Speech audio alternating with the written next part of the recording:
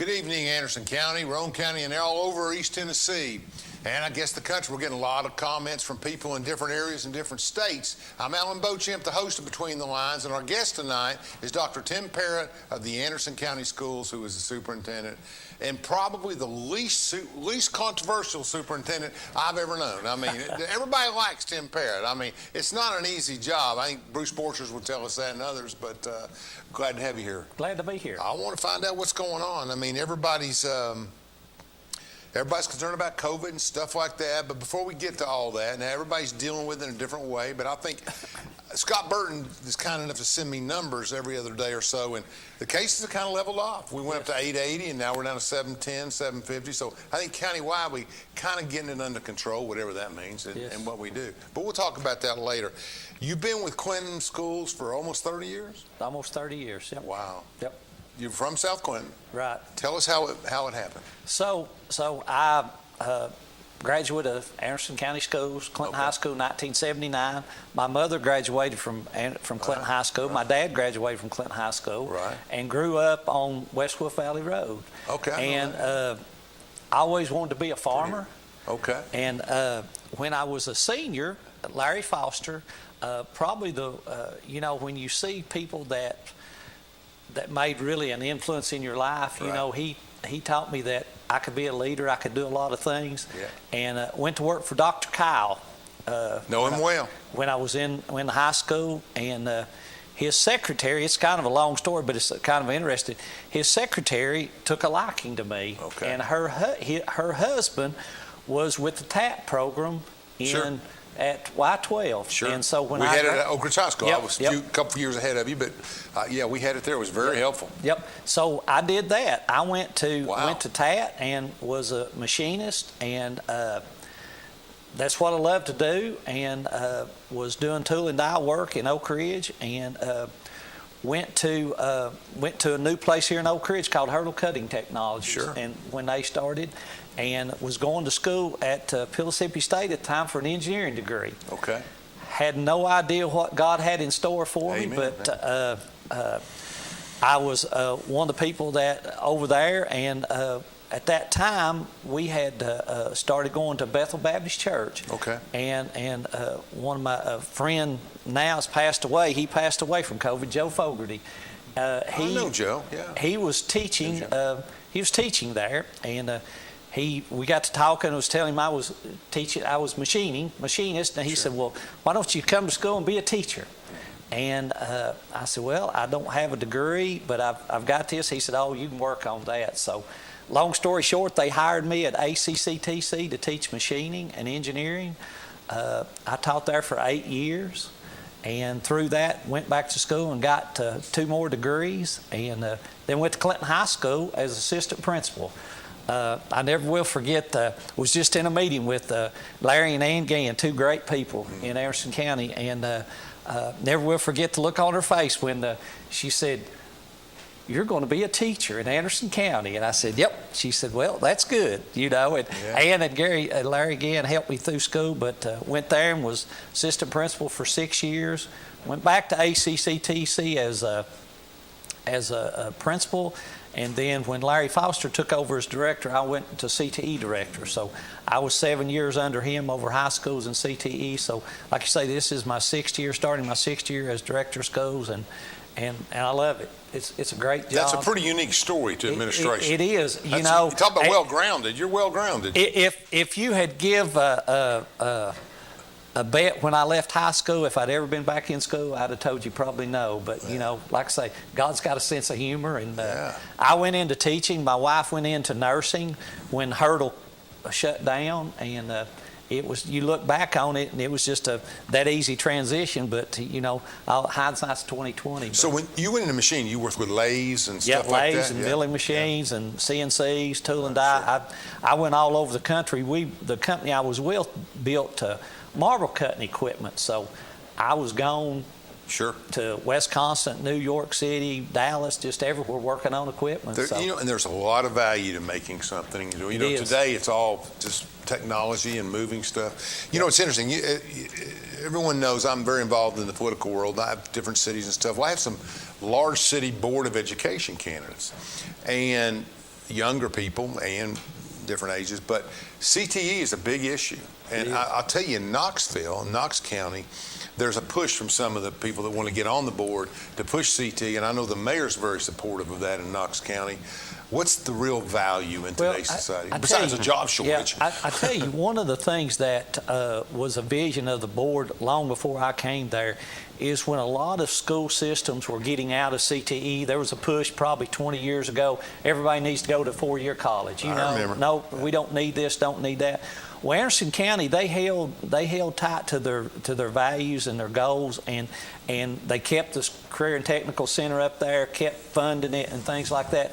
So our students now, they get certification when they leave. They can go to, like you say, they can go to work right out of high school. They can go to our TCAT. We probably had an apprenticeship program in Anderson County with Eagle Bend and Courage Tech long before anybody else had anything. And the students now that were in that program, a lot of them own their own companies now and things like that. So I think here's the thing is there's a lot of different people out there, and Anderson County's motto, one thing I'm proud of, is every student every day. And every student has different tracks. So we want to make sure from middle college to, I was in an AP class this morning, AP Calculus, they just blew me away. And then they're above me. Yeah, CTE and middle college.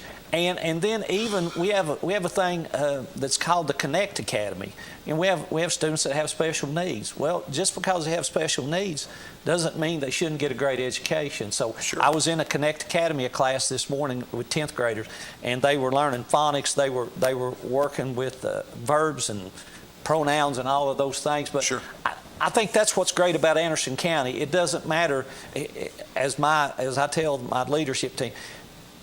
Your address shouldn't matter. Your family shouldn't matter.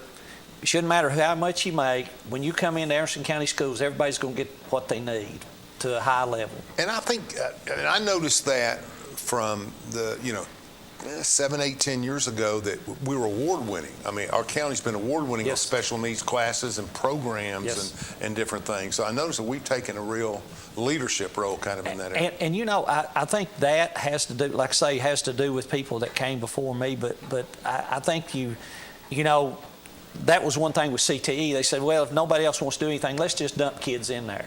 And that didn't happen in Anderson County, and I think that's why it's thriving today. And we changed with the time. Kelly Myers, the director of CTE, and Robbie Harrell, he's the principal there. They started a new program this year, and it's called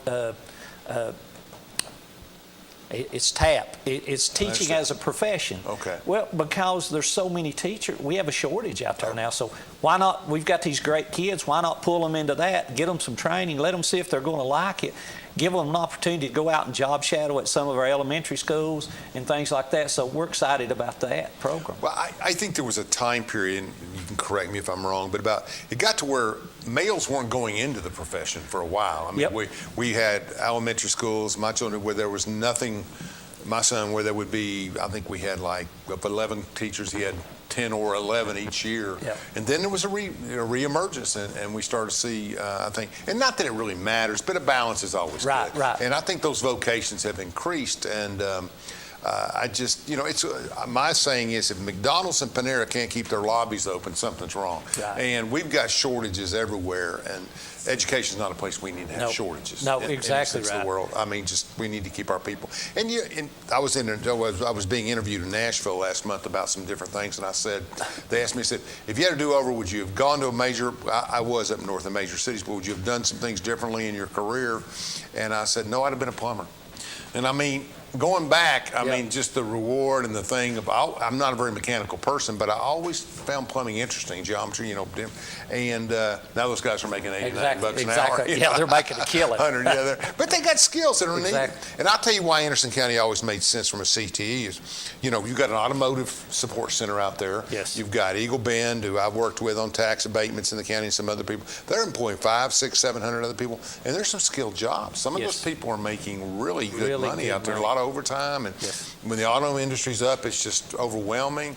And I haven't kept up the last 6 years. I know more companies are out there, but then you got the plants, and the leaders of the plants come to me all the time and say, Alan, we just can't get enough skilled people in certain jobs. Yeah, and I think that's the thing about it, is making sure that Mr. Myers and them, they do a survey every year to see what needs are out there, because, you don't want to have a shoe repair program. You got 30 kids in shoe repair and they don't need jobs out there. So would they do an interest inventory with the students, and they do one with the community, and really great partnerships out there right now, like you say, with Eagle Bend, SNL, with even with, like you say, the plants and things like that, with Cures Tech. We got a group out of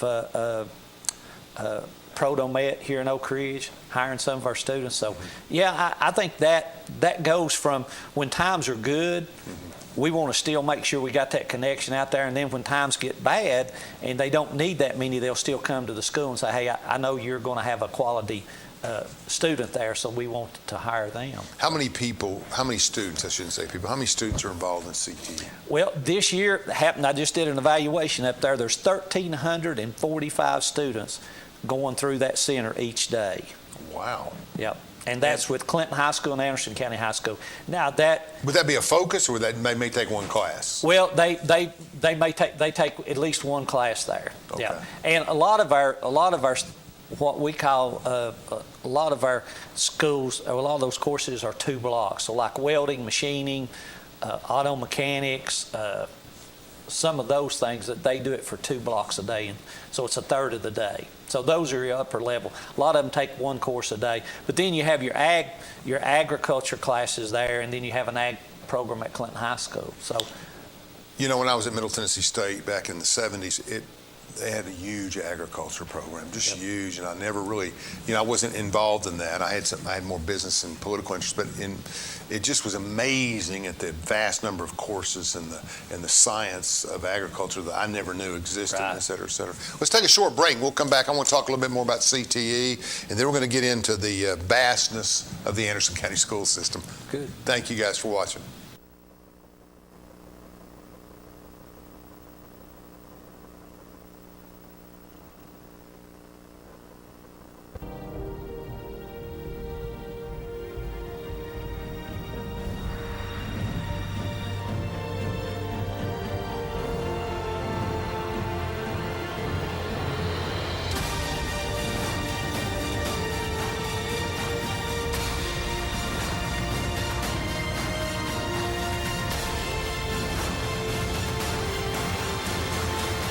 Always ready, always there. Visit NationalGuard.com to find out more. I'm Andrew Saul, Commissioner of Social Security. I'm here to warn you about telephone scammers pretending to be government employees. Some of these scammers may say threatening things like you will be arrested if you don't make payments or provide personal information.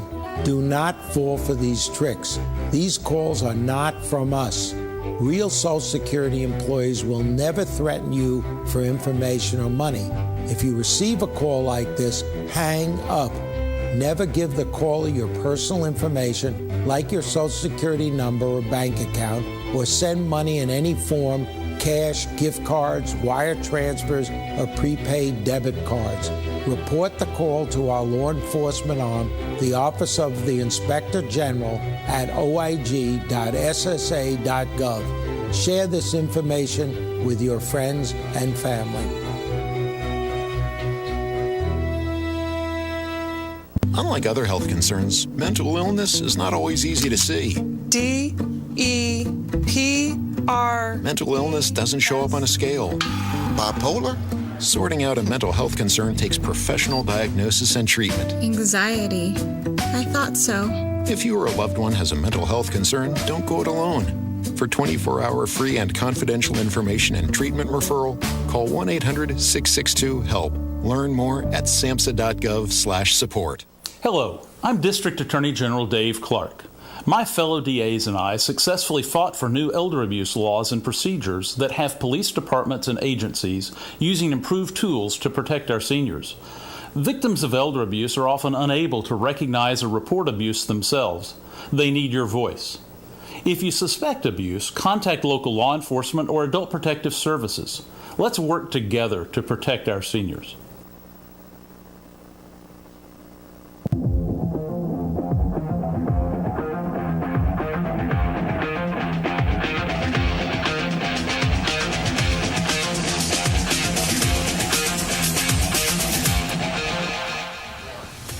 Welcome back. We're talking with Dr. Tim Parrott, and we're talking about the diversity of education in Anderson County, and we're going to get into the breadth. But tell me, you talk about certification. So if I'm going there and I'm mechanically inclined, and I had a stepbrother that was that way, and if he gets in the program, what does he come out of there with? A welding, a spot welder. You can get certification in welding as a pipe welder. You can get certification and there's 3 or 4 different ones. I don't know all of them, but you can get, they go up as they get harder. A MIG, TIG, stick, and all those. There's some AES certifications in our automotive.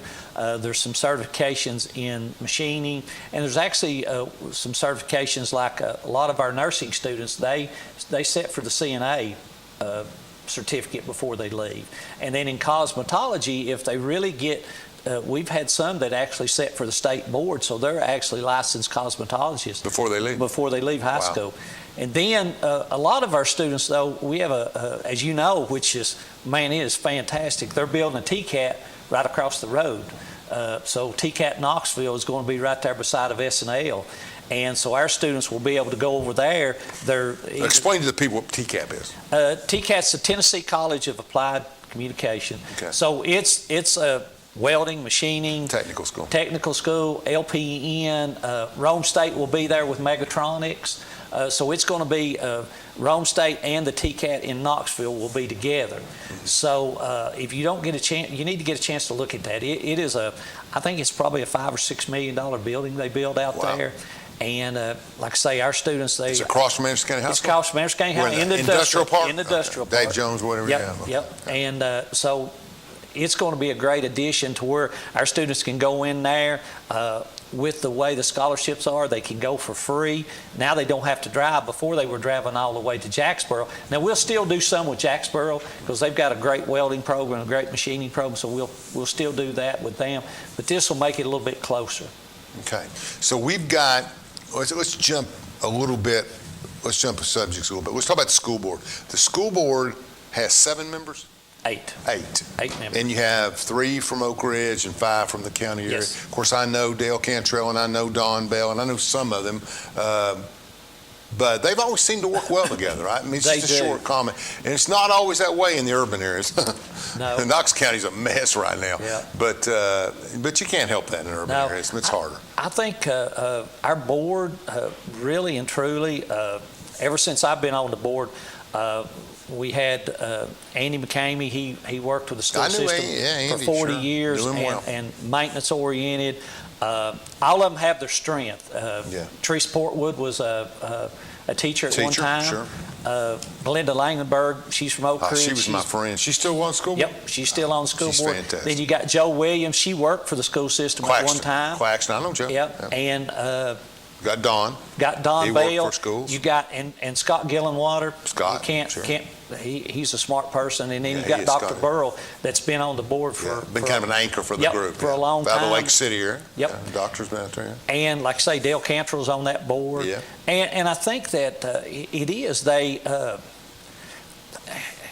I know this is bad to say, but the only agenda they have is what's best for kids. Yeah. And when you have that board, and we do a work session on Monday nights before the school board on Thursday, and they get in there and they talk about things, and it's just it's a great board to work with. I'm really fortunate to work with that board. And I've talked to Mayor Frank about this, and Tim Isabel was on the show last week, and we talked about it from County Commission, and that just the internet taxes and the stimulus has just made the job a little easier. Oh, it has. I mean, people. Tim was talking about $4 million a year came in last year from internet. I mean, you can sit in your home on Robertsville Road in Oak Ridge and buy $400 or a $400 game or a game machine or whatever, Xbox or whatever, but that tax is coming back to Anderson County. It is exactly right. Yeah, and we've got like I say, is we've got a good fiscal budget. Yeah. You know, one of the things that a few years back worked with the county commission, and one of the things we had kind of neglected from time to time was the maintenance on our buildings and things like that. Oh, I can remember, yes. And so what would happen is we would get in a bind, we would borrow quite a bit of money, Yes. fix everything, but then we had to pay that payment, so everything lagged behind. So Yes. county commission about 4 years ago, my second year as director, worked with them, and they put 5 cents in a fund, and that can only be used for capital projects and maintenance. So it's about $800,000 a year. So that money, along with the other money and things we've done with ESG, we can keep our maintenance up on all of our buildings and not have to borrow money. So we pay that debt down, so down the road, if we need to buy a new school, we don't have to raise taxes. And stimulus has limitations. You can't It raise is. salaries, you can't do certain things. So that enables you to spend more money on infrastructure as It well. is, and you know, that stimulus money, the first we had, stimulus one was about a little over $1 million. Sure. And really and truly, that just went for hand cleaner and hand sanitizer and Goes quick in a big school quick, system. yeah. And then, so the next one was right at $5 million. So that we're doing some heat and air units, Sure. some windows, things like that. But also we're putting some extra help in our elementary schools. We had our elementary schools, they really lost a lot of learning last year. So we're putting more assistance in there, focused on a lot of mental health. We have put a person over mental health to try to, we had a lot of programs out there, but we didn't have one person kind of pulling them all together. So we've got Jordan Wally's doing that and doing a great job with that. So then the last one was $12 million, and that one we're working on getting it approved, but about half of that will go for capital projects. We're looking at putting 6 classrooms onto Norris Middle School, redo the way the road comes in and out of there, do a facelift at Norwood Elementary School. I was going to get to Norwood. Yeah,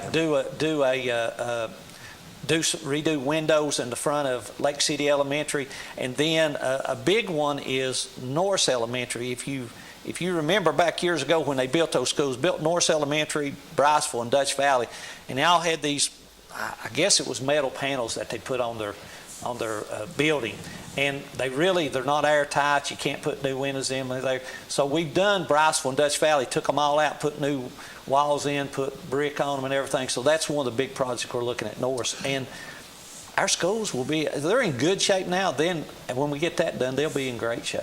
I know Norwood was really struggling to get funding and to get help back in, I'm talking about between 2005 and 2012 probably. And I mean, you just felt bad, for everything that was going on. My wife is from New River, so if I don't bring up that area, I get in trouble. So the Briceville, New River area, I guess the New River kids go to Briceville, is that correct? Right.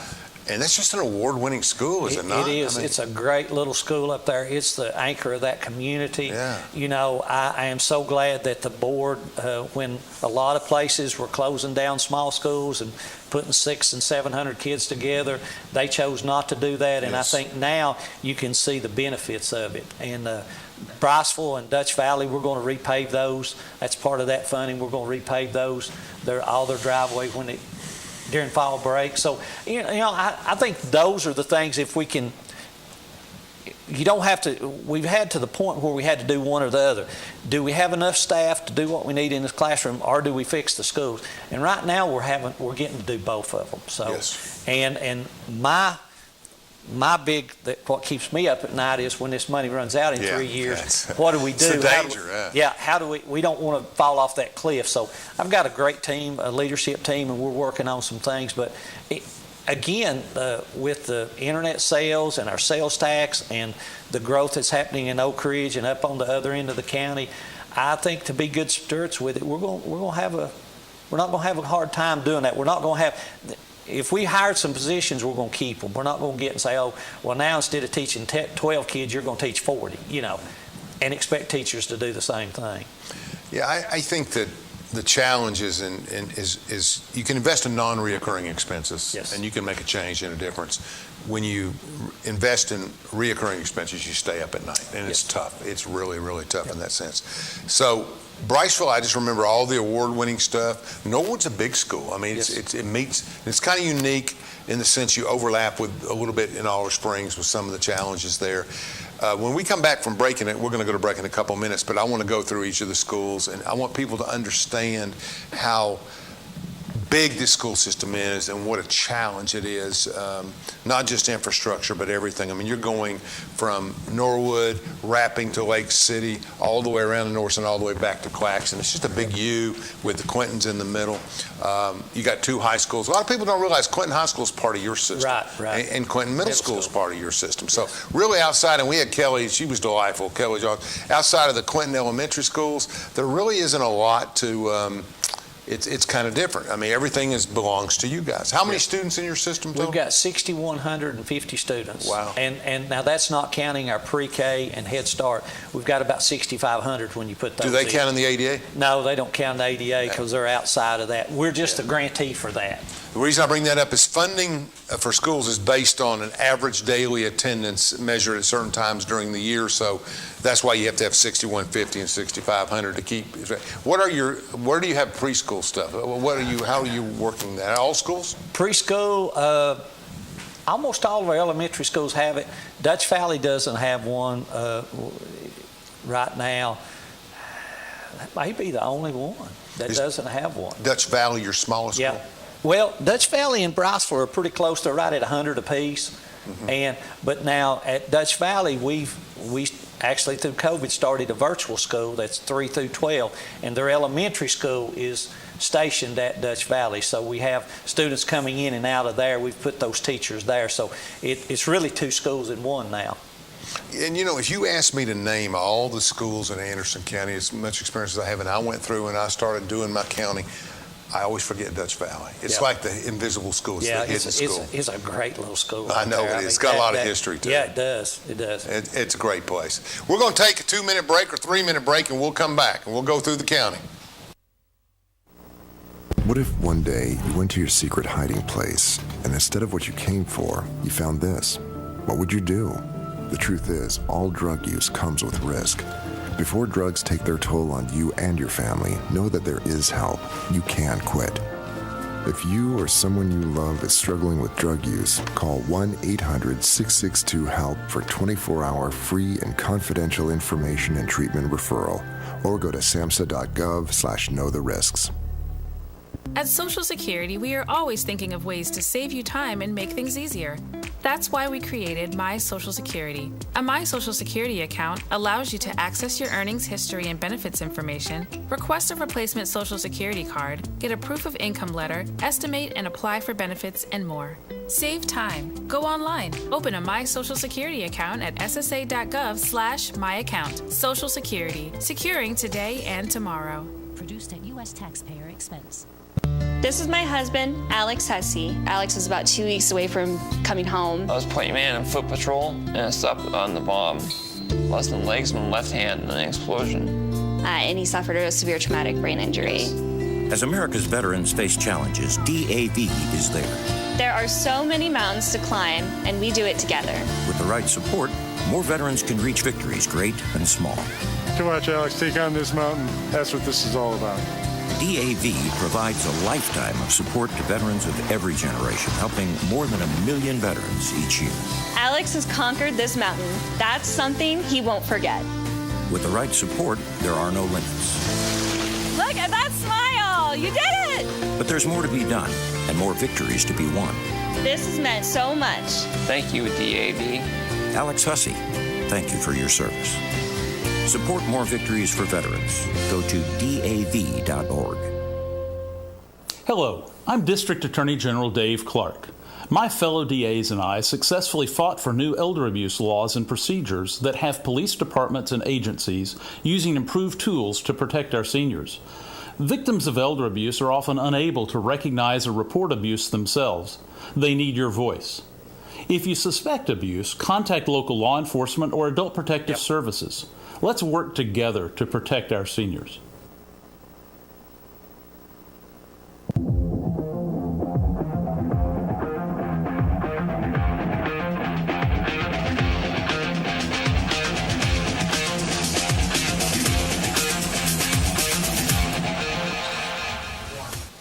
Welcome back, and we're at the halfway point of Thursday night's show, and we're talking to Dr. Tim Parrott, and he is full of information. We're going to go through the entire system. Now, you got to understand, Norwood sits over here, everybody knows, between Oak Ridge and Oliver Springs. Norwood Elementary, that's the corner of the county. And it wraps up and it goes Dutch Valley. I'll probably get one wrong, but that's okay. And then it goes through, Quentin's on the right, but the county wraps all the way around. And you get up to Norris, you get to Lake City. I'm going the opposite way, but Lake City and Norris, you come around and you come all the way back down, Upper Riceville in the mountains. You come back down, you got Claxton. I mean, that's got to be 50 miles. Yes. I mean, I don't know exactly how long, but, and you got a host of needs. Some schools are challenged, have a higher level of challenge. Right. Some schools are off the charts, are smart and good kids, and all of them have good kids, but I mean, and good preparation academically.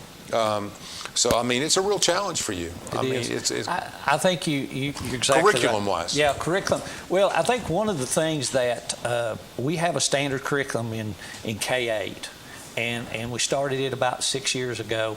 And because our students were so transit, you would get a student that would be in Claxton for the first 9 weeks, and then maybe they moved to Lake City, and then they ended up in Norwood. And if we had gaps in our curriculum, then that student had gaps in their knowledge. So trying to get everybody on the same page and trying to get everything.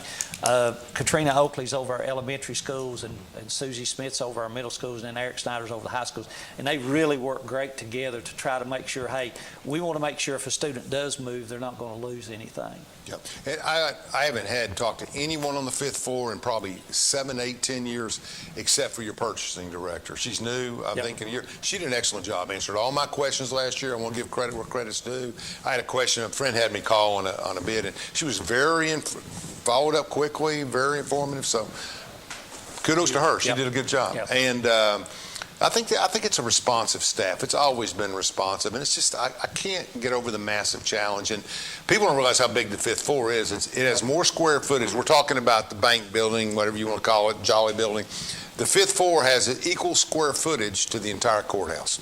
People don't realize that the courthouse is a lot of marble and walls and hallways, and the actual spacing is different. So you guys may do with that. I mean, I've always thought you should have built your own building, but not for you. I mean, I thought the county should have seen to help with that, but with the challenges we've had in other areas. So we're going around the county. So curriculums are different, and you have a curriculum director. Right. And you get all of this stuff. The state has a role in all that, though, right? They do. And they decide when we test and what standards we use and things like that, and then the board approves kind of how we roll those standards out. And it's more about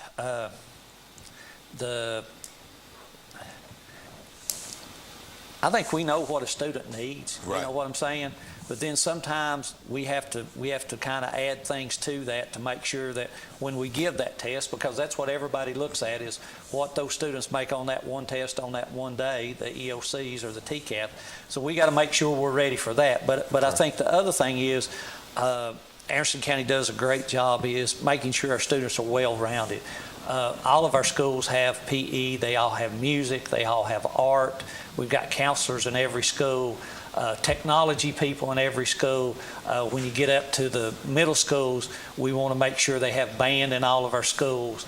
So like Oak Ridge has Jefferson and Robertsville. The county has 4 middle schools. Has 4 middle schools. Which is 2 to 1, about right. Yeah, Clinton Middle School, Norwood Middle School, Lake City Middle School, and Norris Middle School. Which are geographically centered. Yep.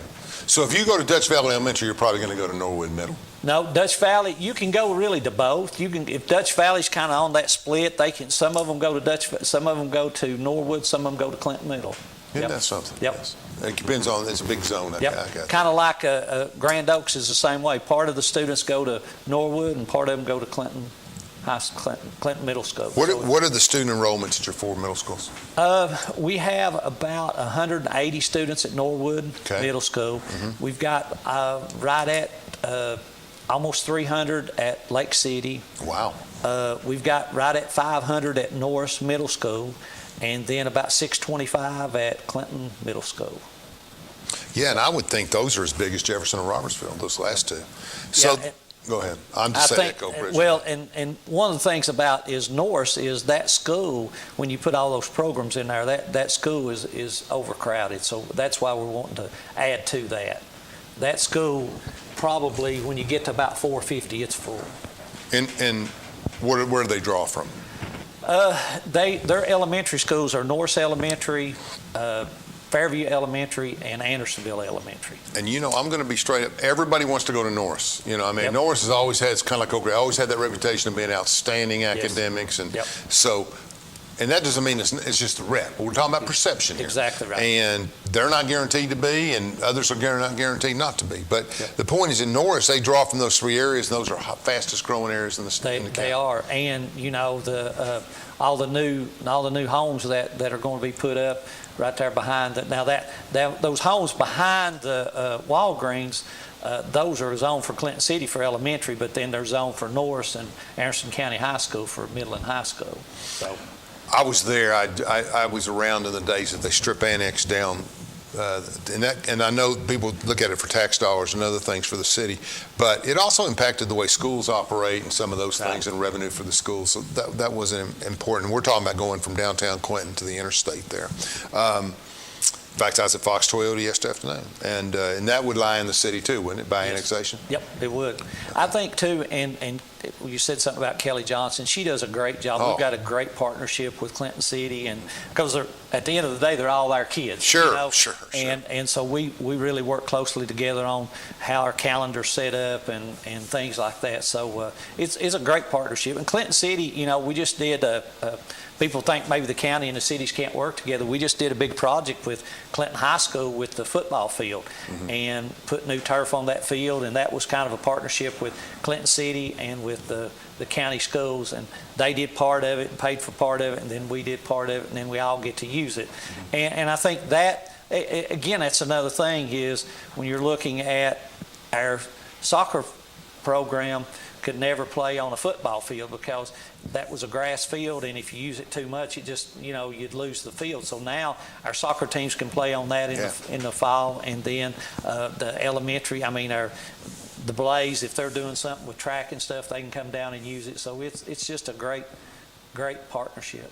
So you now have a new head football coach at Clinton, and you always have had an active program at AC High School. So I think the coach is doing a good job. He's building rivalries. He's working at it. And I went over and visited.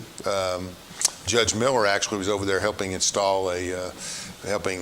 Isbell install some fencing and everything. But I think he's really committed to the program. He is, Darrell Keith. He does a great job. Coach Keith does a great job, and like I say, he's about building men. Yes. He's a former Ranger, Armed Services, and I think that he brings a lot of that to Clinton and bringing that winning tradition back and things like that, and other things. He don't put up with it, no crap. He doesn't seem like the type that would. He's the type that you're going to conduct yourself in a certain way, and that's what we're supposed to be. Doing. That's the way it should be. You watch some teams come out in college football and they're all over the place, and the other kids come in and they're well behaved, and it's not based on private, public, north or south. It's just different coaching, different leadership. And Davey Gillum at Anderson County, he does a great job. He like I say, he's about building men and things like that. So great programs, great basketball program. The middle school got some new coaches on there and things like that. So we've actually added this year, trying to, like I say, you want a well-rounded student. We've added some coaching supplements to our middle schools to where we could bring some more softball and baseball into the school, and actually starting an elementary basketball program. I blame that on E.T. Stain. Yeah, the Blaze. E.T.'s been on the show, Yeah, so he's done some things with us, and we were talking at the Rotary today about trying to make sure we can, it's easier to play closer to home, especially with COVID going on. Yep. And I've probably had 15 shows since we started early in the summer, and I've constantly praising Joe Hollingsworth. He does it quietly, and what he's put into the community of Clinton and the community of Anderson County is top notch. It's incredible. I've always said, I said this 20 years ago, if you don't build the Carriage Trace apartments, the Quentin community doesn't survive on the level it has, and all the people. Think about how many people. You're talking about 1,000+ people. I think you're exactly. It's brought a lot of revenue. It's brought a lot of things, and this is a man who graduated from Quentin, and he's put his money back. Now he's building the park. He's helped the schools, and he deserves a lot of credit. Yep. But E.T. Stamey does too. Yes. And what he's built for that youth program over there and to keep it alive, which is maybe kind of a Lawrence Hahn, Oak Ridge Boys Club traditionally. He's done the same thing in Quentin. So I look for Quentin. I think Quentin's in good hands. Yes. I think the overall county's in good hands and things are going well. What do you feel like? Let's talk about police in the schools. I mean, I probably should put that a better way. Education, helping our kids, drug-free zones, all that stuff. How does that work in Anderson County? I tell you, we've had a partnership with the Anderson County Sheriff's Department for probably 15 years. Mm-hmm. At one time, it moved to Clinton City. There was a grant they got, but I remember that. Our SROs, they're built into the school. They're in the hallways. They're not there to find out who they can do. Who's doing something wrong? They're not shaking down lockers. Yeah, they're not shaking down lockers, things like that. Yeah. They're there to make sure our schools are safe. They're making sure if they're needed, things like that. So they do a great job. To my knowledge, we don't have any complaints about that. Yes. Unless they get caught with tobacco and then they give them a citation, and then you have somebody. You got to go see Judge Hunt. Yep. The difference is that when you look at the Shelby County versus Nashville, and you look at some of the other inner cities, which have enormous challenges. I'm not judging anybody. Yes, they do. And you look at the incident that happened earlier this year in the Knoxville schools. SROs have come under a lot of scrutiny and a lot of attention, and I think it speaks volumes that we've done so well in Anderson County to have highly trained personnel, and I know Hollywood will say that. Brother Whaley over did a wonderful job for years and years and years. Yes. And there's new staff in there now, and they're doing a great job from everything I hear. We have it in Oak Ridge too, and I think there's more emphasis in the county though. And tell me how many officers you have total. So we have right now we have 13 officers. Okay. And so. And they're spread out how? Well, you have one like Norwood Elementary, Norwood Middle. They share one. And then most of all the other schools, we have two of them on the campus of Anderson County. One's at CRCS and one's at Anderson County. So ACCTC kind of shares that back and forth. But they can support each other if there's a problem. Exactly right. Then you have one at Claxton. There's one at Clinton Middle School. Most all your middle schools have one. We share one with Norris Elementary and Norris Middle because they're so close in there. And then Andersonville and Fairview, they kind of share one. So we're pretty well covered. And then you have a lieutenant, and I guess that's what they call them, that Wendy, and that's over them. And then McBroom, Sergeant McBroom, he's one above that. Mm-hmm. So like I said, anything I do, call them, and they're right there to help. They're there to support, and they're. I don't know. I mean, they do a great job. Yeah. And I think that people understand that they're there for the student and the staff safety. They're not there, like you say, to police everybody and say, oh, I've caught you doing something wrong. That's right. Let's take one last break before we go to the final segment, and we're visiting with Dr. Tim Parrott.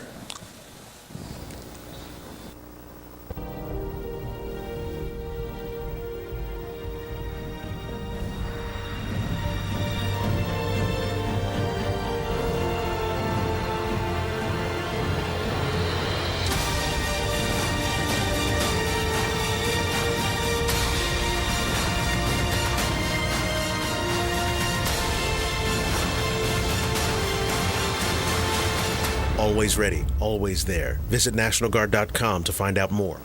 I'm Andrew Saul, Commissioner of Social Security. I'm here to warn you about telephone scammers pretending to be government employees. Some of these scammers may say threatening things like you will be arrested if you don't make payments or provide personal information. Do not fall for these tricks. These calls are not from us. Real Social Security employees will never threaten you for information or money.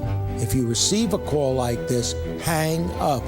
Never give the caller your personal information, like your Social Security number or bank account, or send money in any form, cash, gift cards, wire transfers, or prepaid debit cards.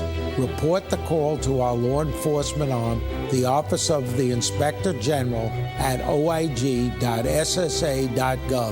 Share this information with your friends and family.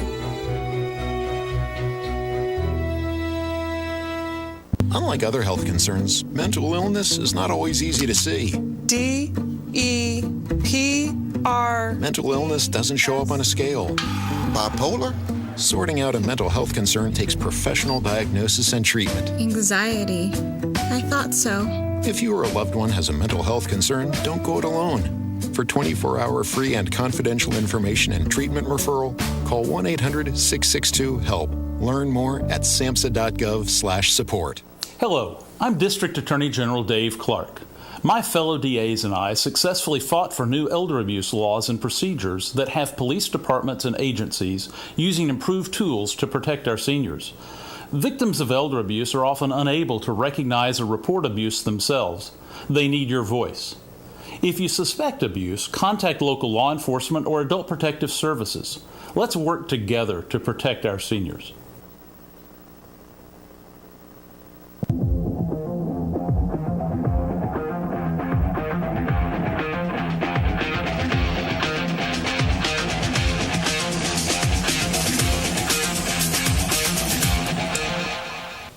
Welcome back. The hour's going fast. This has been a quick show. We're with Dr. Tim Parrott, and we're going to talk about what everybody's interested in. Not that we wanted to deal with education for 45 minutes, but now we're going to talk about COVID and masks and health issues and ask some questions, because I think Anderson County has had an exemplary record, and I have friends that are there's not a position you can take, from pro-mask to anti-mask, people that don't believe in vaccines, people that believe you should have a booster already. But they've taken a very rational approach. Tell us in a few words what Anderson County has decided to do. So right now the board has approved when a school gets above 2%, sure, and that's 2% for everybody, that's all staff and students, then they go on a mask mandate for 10 days or until it drops down. We've had one school that's been on a mask mandate for about 18 days because that 2%'s not dropped down. I read that. Yeah, and so we've had schools go off, we've had schools go on. Right now, I think we've got about 3 schools that are on mask mandate. One will go off on the 26th. One will go off on the 25th.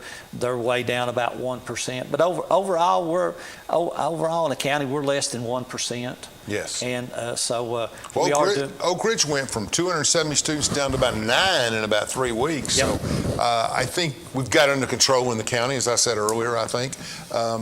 Well, what I like about your program, and this is different, people say we're going to put a mask mandate on, and then we're going to wait and determine later whether we need to keep it or not. Well, that's not a program. That's an excuse to put masks on people, right, which I'm not judging. I'm just saying that's the way. When you say we're putting it on for 10 days, you're promising people that you'll reevaluate it, that you'll monitor it, and you've had them come on and off. So I think people can live with that, whatever side they're on. Yep. You know, you err on the side of safety, and I understand that. Do masks work or not? Well, they're certainly not hurting anything. Exactly. And they're helping some. I mean, we know that they block some of it. I mean, they're not N95s, but that's good. I know you've had certain schools that are a little bit more susceptible than other schools, and I no need to name them, but I know where you're at. So how has COVID, and this is probably an hour-long discussion, how has it impacted your schools and your attendance and your teaching? I think the last year, coming into COVID, we knew what we didn't know. I guess that's the thing. And I think we were more prepared. We had the state let us do a virtual for whoever wanted to be on virtual. Sure, option, but it's an option, one way or the other. We could move them in and out. There was no doubt we were going to have a mask mandate. We didn't have, for a while we didn't know if we were going to have sports, all of those things. And I think that last year it was kind of, we were just hunkered down, going to make it through the year. Yeah, survive. That's right. Surviving. We did a lot of great teaching because there was nobody in the schools. We didn't go on any field trips. We didn't do anything. And I think when we got closer to May this year, all the numbers were going in the right direction. We had summer school. We didn't. Our mask mandate was the last day of school. It ended, so there wasn't one in the summer. Didn't have any problems. And you come back July the 5th and we start talking about it, it's just like, okay, here it is again. So I think that was kind of that was hard to take for a lot of our teachers. I think they had really, a hard year. Yeah, the they year had before. a hard year the year before, and they're wanting to get back to some normalcy. And like I say, then it hit again. So we are doing a lot of our normal things. We're still going on field trips. Playing ball games? Yep, going having ball games. Some of the schools have let some parents, they've had some picnics and things like that. Still trying to limit that number that goes into the school, but also we have a nurse in every school. We're doing COVID testing every day. We've got 2 locations at CRCS and Clinton High School. We do the rapids and the PCR test, and really working on trying to get a machine that we can get those PCR tests back in about 30 minutes. So trying to keep people in school, trying to keep kids in school. If they go out for 10 days for, contact tracing. That's the real problem. Yep. It's not the disease, it's the contact tracing, right? And we've got, the health department now says if a student's wearing a mask and another's wearing a mask and this one's positive and this one's not, this doesn't have to be contact traced. Last year it was 6 foot, it didn't matter. And we sent thousands of kids home for 10 days. This year our numbers are a whole lot lower. We had a spike about 2 weeks ago. Clinton High School, it really wasn't with the students, it was with our staff. We couldn't get enough substitutes, so we kind of went on virtual for 2 days.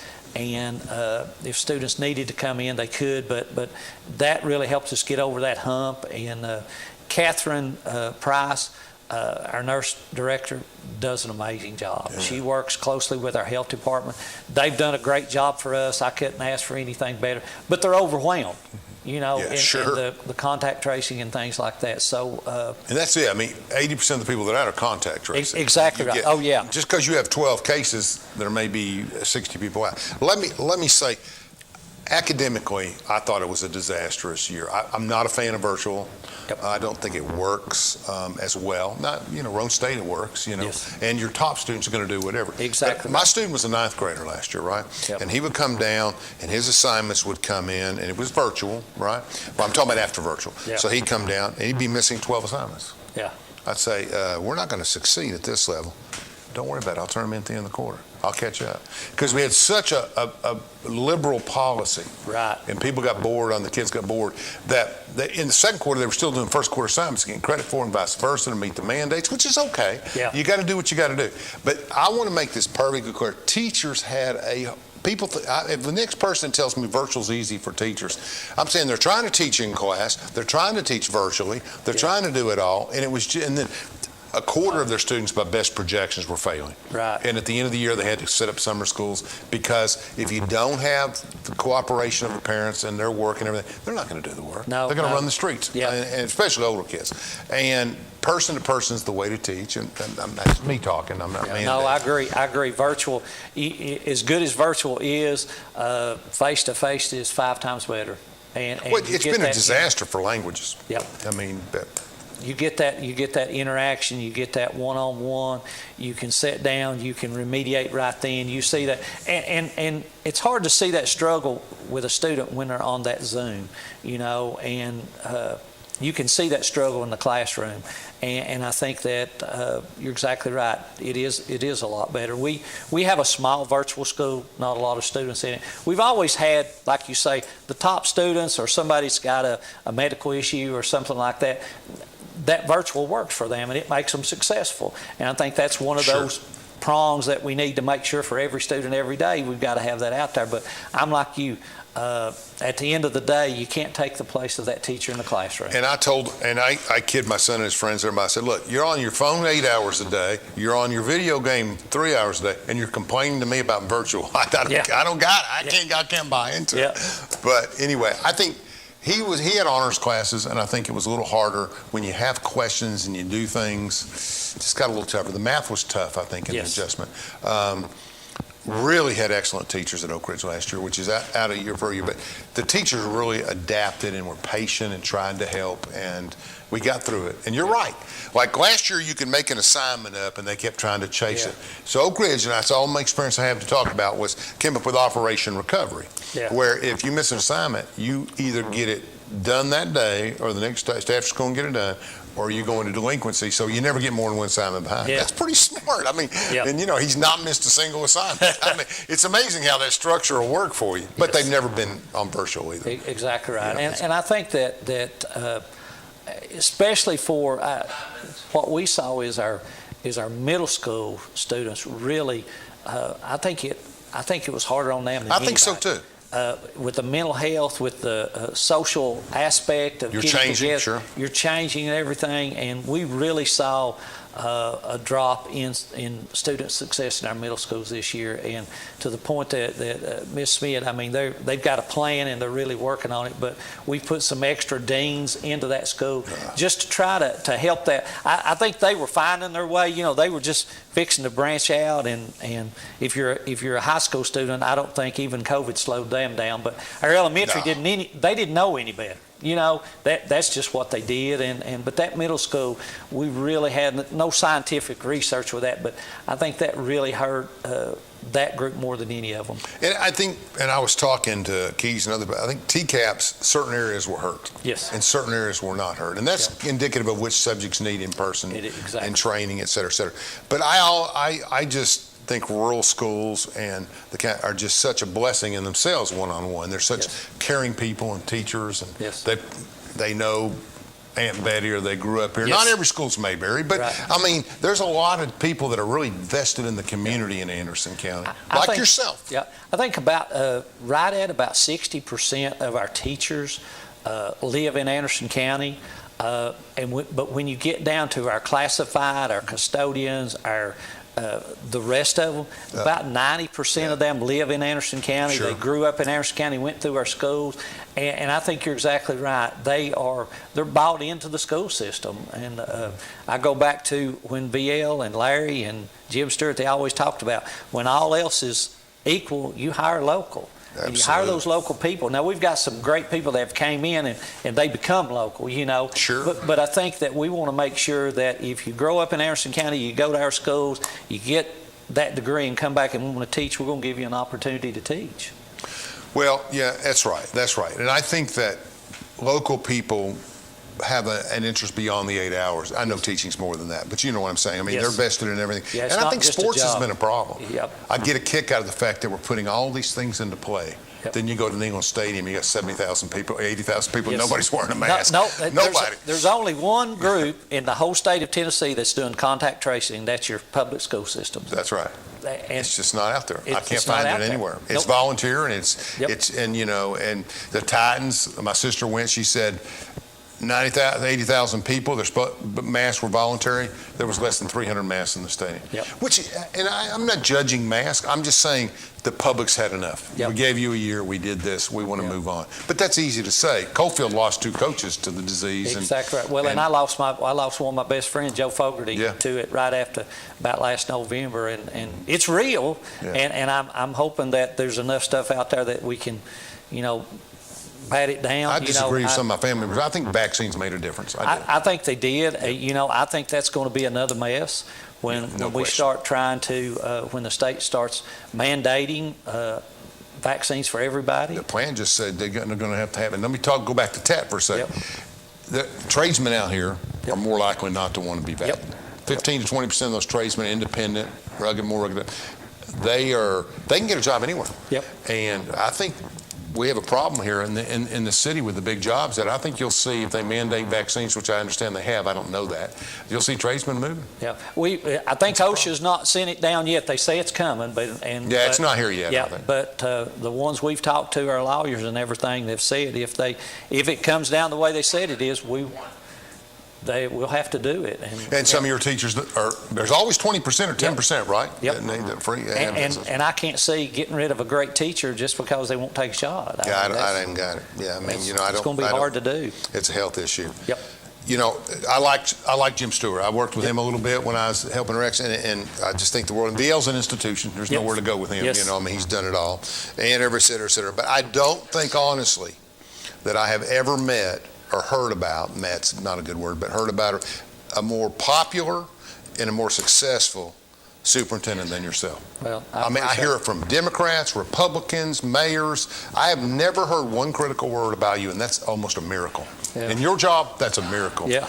Well, I'm sure they're out there because I get calls from them all the time. Thanks for coming on. You. Thanks for watching.